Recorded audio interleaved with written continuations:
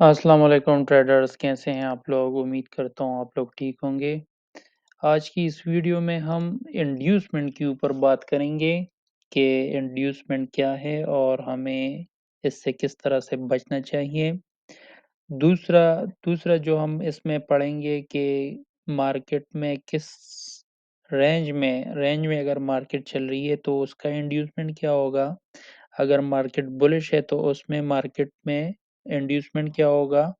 अगर market bearish है तो उसमें इंड्यूसमेंट क्या होगा? लेकिन आज की जो स्पेसिफिक वीडियो है हम उसमें इंड्यूसमेंट के ऊपर बात करेंगे, लेकिन रेंज वाइज़ जो इंड्यूसमेंट है हम उसके ऊपर बात करेंगे। इंड्यूसमेंट के बहुत सारे तरीके हैं, मैं उसमें से सिर्फ़ आपको एक टच देने के लिए और कहाँ से एंट्री आपने लेनी है, हम उसके ऊपर बात करेंगे और इंड्यूसमेंट को पढ़ेंगे।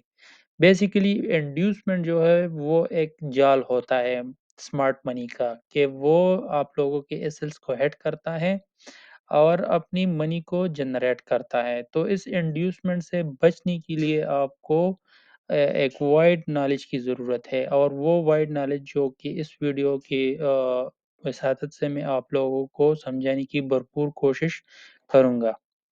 तो इंड्यूसमेंट जैसा कि एक जाल है, उस जाल में हमने एंट्री किस पॉइंट से लेनी है, हमने वो डिस्कस करना है। फॉर एग्ज़ाम्पल ये जो एरिया है, ये हमारा लो है और ये हमारा हाई है, ठीक है ना? तो ये लो और ये हाई के बीच में जितना भी मार्केट अप एंड डाउन होता रहे, हमें उससे कोई कंसर्न नहीं होगा, क्योंकि ये इंड्यूसमेंट है। इंड्यूसमेंट ये एक चाल है। तो जब हमें पॉइंट ए मिला और पॉइंट बी मिला, मतलब हमें लो पॉइंट मिला और हमें हाई पॉइंट मिला। तो अब मार्केट जब भी इस पॉइंट पर पहुँचेगा, हमने वहाँ से सेल की एंट्री इस ज़ोन से हमने सेल की एंट्री ढूँढनी है और यहाँ से हमने बाय की एंट्री ढूँढनी है। बीच में हमने ट्रेड नहीं लगानी। अब इंड्यूसमेंट आप देख सकते हैं किस तरह से ट्रैप होते हैं। जो न्यू ट्रेडर्स होते हैं, जो 90 परसेंट ट्रेडर्स हैं, वो इस ट्रैप का वजह बनती है। वो वजह मैं आपको बताना चाहता हूँ। छोटे टाइम फ्रेम में वो ये समझता है कि ये तो डबल टॉप है और वो यहाँ से जो है ना सीधे इसको सेल कर लेता है। जैसे ही इसको सेल करता है, मार्केट इसके अगेंस्ट डस आ जाता है और उसके सारे एसएल जो है ना वो खा जाता है। अब यहाँ पर ये देखता है कि ये तो डबल बॉटम है, यहाँ पर वो बाई लगाता है, लेकिन थोड़ी देर बाद उसके सारे एसएल जो है ना वो ले जाता है। तो ये कन्फ्यूज़ रहता है, ये जो छोटे टाइम फ्रेम में जितनी भी ट्रेडर्स है वो इस ज़ोन में ट्रेड करते हैं, ये मिड वाले ज़ोन में। और मेरे भी जितनी भी स्टूडेंट्स हैं वो कभी भी ज़ोन के मिड में कभी भी वो ट्रेड्स नहीं लगाते। वो या तो बॉटम से एंट्रीज़ प्लान करते हैं या जो है टॉप से जो है ना एंट्रीज़ प्लान्स करते हैं। अब देखिए उसका एसएल इतना छोटा होगा और रूम देखिए इतना इसका टारगेट ये वाला एरिया होगा, तो कितना बड़ा रूम है इसके पास, कितना बड़ी टारगेट है उसके पास और एसएल कितना छोटा है।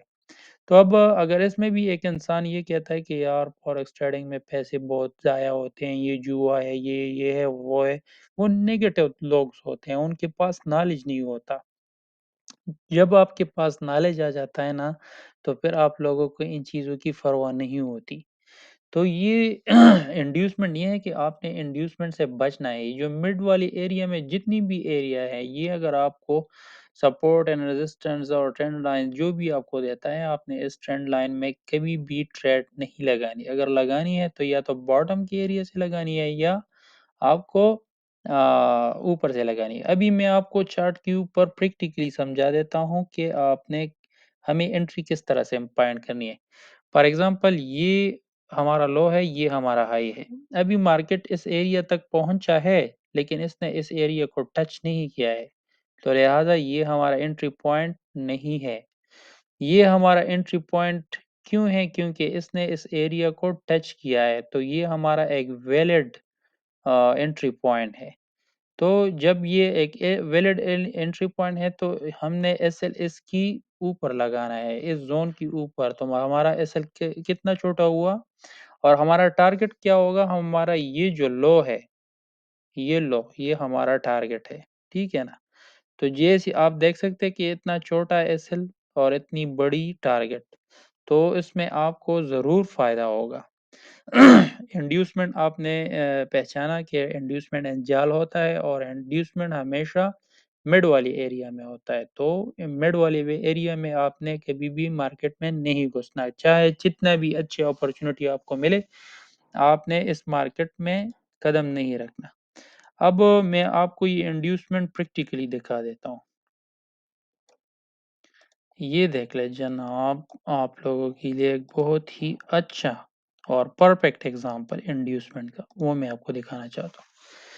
फॉर एग्जांपल ये हुआ हमारा हाई, ये हमारा हुआ लो। तो जैसे ही बॉटम इसने डबल बॉटम बनाया, देख सकते हैं इसने हमें एक दफा एक जबरदस्त एंट्री दी। अब मार्केट का टारगेट कौन सा वाला है? ये वाला एरिया है, और इसने अपना टारगेट पूरा किया, लेकिन ज़िगज़ैग और टारगेट यहाँ पर अचीव किया। अब हम कह रहे थे कि मार्केट इस हाई तक जब भी पहुँचेगा हमने वहाँ से सेल लगानी है। तो हमने यहाँ से इसका स्टॉप लॉस यहाँ पर रखा और आप देख सकते हैं कि हमने मार्केट को सेल किया, लेकिन हमारा टारगेट कौन-सा वाला बॉटम होगा? ये हमारा टारगेट होगा, ये वाला एरिया। अब जनाब मार्केट ने चूँकि दोबारा से ऊपर चला गया। अब यहाँ पर जिस लोगों ने भी यहाँ पर सेल किया था, क्योंकि उनको तो ये लग रहा था कि टारगेट तो ये वाला ज़ोन है, तो इन्होंने यहाँ से जो है ना सेल लगाया और बीचों-बीच मार्केट उसके अपोज़िट चली गई, तो उनको लॉसेस हुई। हालाँकि वो इंड्यूसमेंट ये मिड वाले एरिया में आपने ट्रेड नहीं लगानी। चलो अब यहाँ पर अगर आपकी ऊपर मार्केट यहाँ पर ऊपर चला जाता है, तो मार्केट ने यहाँ पर आपको एक दूसरी अपॉर्चुनिटी दी कि आप सेल करो। अब यहाँ से अगर आप थोड़ा-सा एसएल लगा के और टारगेट यहाँ तक रखोगे, तो देखो मार्केट ने अपना टारगेट अचीव किया। लेकिन इसकी बीचों-बीच ये इंड्यूसमेंट देखें, ये इंड्यूसमेंट कितने इंड्यूसमेंट हैं। इस छोटे से एरिया में कितने इंड्यूसमेंट हैं। ठीक है ना? अब जब भी मार्केट इस एरिया पर पहुँचेगा, हम यहाँ से बाई करेंगे। जैसे ही मार्केट यहाँ पर पहुँचा, हमारा टारगेट ये वाला एरिया होगा। अब बीच में आप देखिए कितनी ज़्यादा इंड्यूसमेंट है, फिर भी हमारा मार्केट इसने अचीव नहीं किया, बल्कि इस कैंडल ने किया। अब आप देख लें, अगर आप यहाँ से बाई कर लेते, ठीक है ना? तो मार्केट तो ऊपर चली गई, लेकिन बीचों-बीच दोबारा से आपका एसएल हिट किया इस कैंडल पर। लेकिन मार्केट ज़िगज़ैग यहाँ पर पहुँचने के बाद अगर किसी ने एंट्रीज़ प्लान की होती है, तो उसकी दोबारा एसएल सेट हो जाती। तो मार्केट में आपने या इस बॉटम से एंट्री लेनी है या अपने स्टॉप से एंट्री लेनी है, ठीक है ना? ये एक इम्पोर्टेंट एरिया है। अभी जो नेक्स्ट टॉपिक है कि इसने इसका ब्रेक किया यहाँ पर, ठीक है ना? तो ब्रेक किया है, तो इसकी रिटेस्ट पर पे यहाँ पर जब ये आएगा, तो नेक्स्ट सीन बनेगा, उस पर मैं फिर से के अलग से वीडियो बना दूँगा और फिर यहाँ से प्रॉपर कन्फर्मेशन के बाद हमने नेक्स्ट एंट्री लगानी है। तो ये कन्फर्मेशन किस तरह होती है और हमने एंट्रीज़ को किस तरह प्लान करना है अगर ये इस रेंज को तोड़ती है। तो उसके लिए मैं अपने इस चैनल्स पे एजुकेशनल वीडियोज़ बनाता रहता हूँ। वो मैं किसी और दिन आप लोगों को फिर गाइड कर दूँगा। अभी चूँकि शाम के बहुत लेट हो चुका हूँ, मुझे नींद भी आ रही है, लेकिन मैं कोशिश यही करता हूँ कि अपने स्टूडेंट्स को अच्छी तरीके से गाइड कर सकूँ।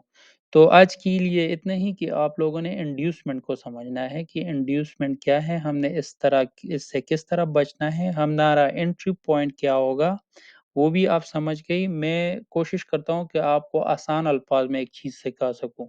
अगर आप चाहते हैं कि मैं आपको एक एडवांस लेवल पर वो अल्फाज यूज़ करूँ, तो फिर आप लोगों को वो समझ नहीं आएगी।